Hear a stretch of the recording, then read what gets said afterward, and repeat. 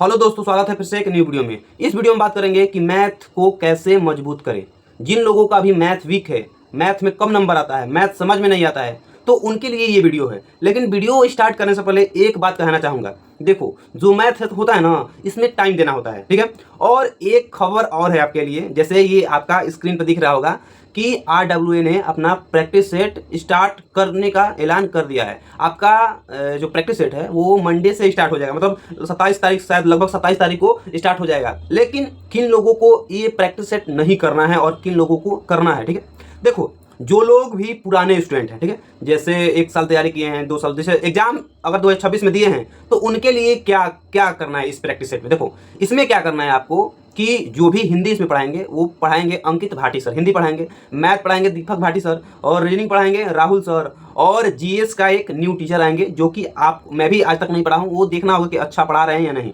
देखो, बात की जाए हिंदी, रीजनिंग और मैथ, तो बेस्ट टीचर हैं ये तीनों। लेकिन जो भी पुराने स्टूडेंट हैं, मेरा बात मानिए कि जो भी ये 3 सब्जेक्ट है, रीजनिंग, हिंदी, मैथ, इसको आपको करना है, अभी से करना है, ठीक है।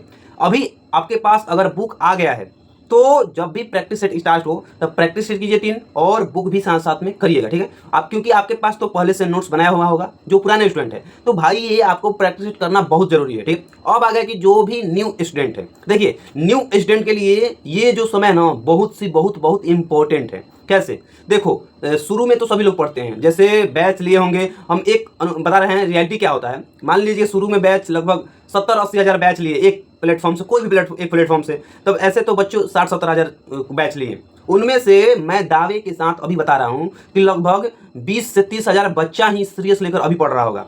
क्योंकि जब बैच लेते हैं ना भाई, तो अंदर से उत्सुकता होती है कि बैच ले लिया, पढ़ेंगे, लेकिन उनका टाइम मैनेजमेंट नहीं होता। बहुत लोग कमेंट में करते हैं कि भैया मेरा जो छूट गया पिछले 10 दिन का कैसे कवर करूं। देखो भाई, मैं शुरू में ही बताया था कि अगर बीच में छोड़ते हो तो भाई बहुत लॉस होगा। और जिन लोगों भी नहीं छोड़ाया अभी, तो उनके लिए यही एक ऐसा समय है जो कि आपका नंबर बूस्ट करवा सकता है। कैसे? बात करते हैं। देखिए, क्या होता है ना कि एसएससी जीडी का अगर एग्जाम देना है आपको, तो आपका प्रीवियस ईयर जो क्वेश्चन और आंसर होता है वो आपको सॉलिड होना चाहिए। अगर प्रीवियस ईयर क्वेश्चन पे आपका जो पकड़ है ना, अगर मजबूत कर लिए, तो भाई एसएससी जीडी एग्जाम आपका निकल जाएगा। अब क्या करना है न्यू स्टूडेंट के लिए? देखिए, सबसे पहले 27 तारीख से जो प्रैक्टिस सेट स्टार्ट होगा, उसके लिए आपको अभी से, अगर आपका सिलेबस 50% हुआ है, जो कि अभी नहीं हुआ है, मैं देख रहा हूं मेरे पास बैच है, अभी आपका सिलेबस 50% नहीं हुआ है, ठीक है। 50% सिलेबस नहीं हुआ तो आपको क्या कर सकते हैं अभी? अगर आपका सिलेबस 50% नहीं हुआ तो अभी प्रैक्टिस सेट आप मत लीजिएगा। और क्या लेना है क्या नहीं, देखो, अगर प्रैक्टिस सेट भी लेना चाहते हैं ना भाई, तो एक प्रैक्टिस लेना, हिंदी का प्रैक्टिस सेट ले लेना। भाई हिंदी बोलचाल भाषा आता है, और हिंदी में बहुत दिक्कत होता है, जो कि कुछ ना कुछ गलती हो ही जाता है। तो जो भी नए स्टूडेंट हैं, तो प्लीज़ आपका जो सिलेबस है 50% अभी नहीं हुआ है, लगभग इस मंथ के बाद मतलब 10 अगस्त तक आपको 50% सिलेबस होगा।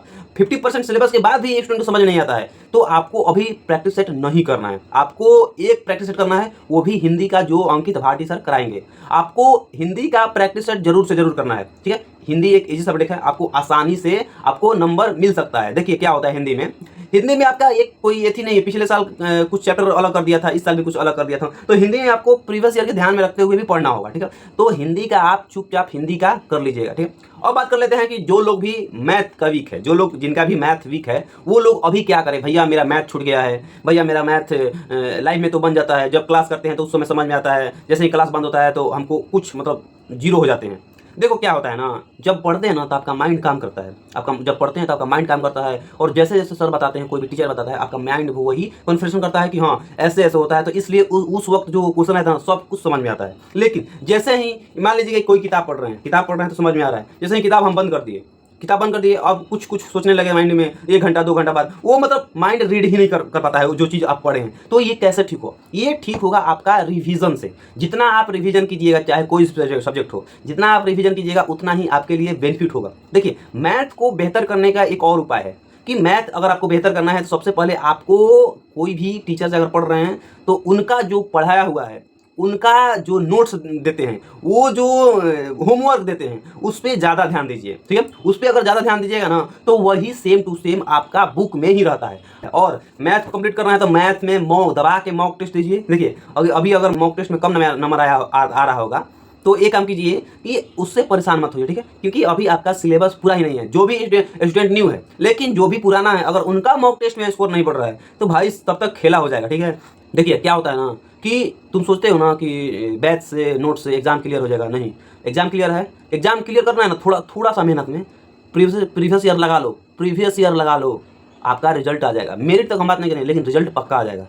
अगर बुक लगा लिए तुम प्रीवियस ईयर क्वेश्चन का, तो आपका मेरिट लिस्ट बने नहीं ना बने, लेकिन रिजल्ट पक्का होगा, रिजल्ट पक्का। केवल प्रीवियस ईयर पढ़ने से रिजल्ट पक्का हो जाएगा। ये बात मानने का। लेकिन हम बोलते हैं, क्यों बोलते हैं कि आपको मेरिट भी करना है। अगर मेरिट करना है तो क्लास नोट्स, आपका प्रैक्टिस, आपका मॉक टेस्ट, आपका रिवीजन, आपका प्रैक्टिस सेट, सब कुछ करना जरूरी है। अगर इतना कर लेते हैं ना तो भाई आपका स्कोर इतना बूस्ट हो जाएगा ना। केवल 2 महीना इसी पे ध्यान दीजिए, कुछ नहीं ध्यान देना है, कुछ नया नहीं पढ़ना है। जो पढ़ते हो उसी को रिवीजन करो, कुछ नहीं करना है। 2 मंथ बाद अपने आप को पता चलेगा कि मैं कब से इतना क्वेश्चन करने लगा। ये होता है। ध्यान मत दो कोई भी नेगेटिव बातें पर। हमको ये नहीं बन रहा है, जो नहीं बन रहा है उस पर मेहनत करो। जो टाइप नहीं बन रहा है, जो बहुत लोग करते हैं रीजनिंग में कोडिंग डिकोडिंग नहीं बन रहा है, तो कोडिंग डिकोडिंग में मेहनत करो, एनालॉजी पे मेहनत करो, सीरीज पे मेहनत करो, क्लॉक कैलेंडर मॉडरेट है उस पर मेहनत करो, उसी को पढ़ो, एक सप्ताह उसी को पढ़ो, वो आसान लगने लगेगा। सही कहा गया है कि जिस पे समय हम सबसे ज़्यादा देते हैं ना, वो चीज़ें हमको आसानी से मिल जाती है, मतलब आसान लगने लग जाती है। तो आप ये क्यों नहीं करते? मान लीजिए कि रोज आप एक ही शब्द पढ़ रहे हैं, एक ही शब्द रोज पढ़ रहे हैं, उसको पढ़ते 2 दिन पढ़ेंगे, 3 दिन पढ़ेंगे, 4 दिन, वो आसान लगने लगेगा नहीं? ये बता दीजिए। तो जब कोई भी चैप्टर, कोई भी टाइप आपको हार्ड लगता है तो उसको पढ़ने में क्या जाता है, उसको बार बार पढ़िए। नहीं आता है, पढ़ने का मन नहीं करता है, लेकिन बार बार पढ़िए। अगर बार बार पढ़ सकते हैं ना तो भाई आप उसी के जरिए स्ट्रॉन्ग हो सकते हैं, ठीक है। तो यही है भाई, सब रिविजन कीजिए, प्रैक्टिस कीजिए, मॉक दीजिए, बुक कीजिए, ये सब कुछ आपको करना ही करना है और कोई जरिया नहीं है, ठीक है। तो आज के लिए इतना ही। अगर कोई भी कोई डाउट हो तो कमेंट बॉक्स में जरूर पूछिएगा और चैनल को जरूर से जरूर सब्सक्राइब करिएगा। मिलते हैं नेक्स्ट वीडियो में। जय हिंद।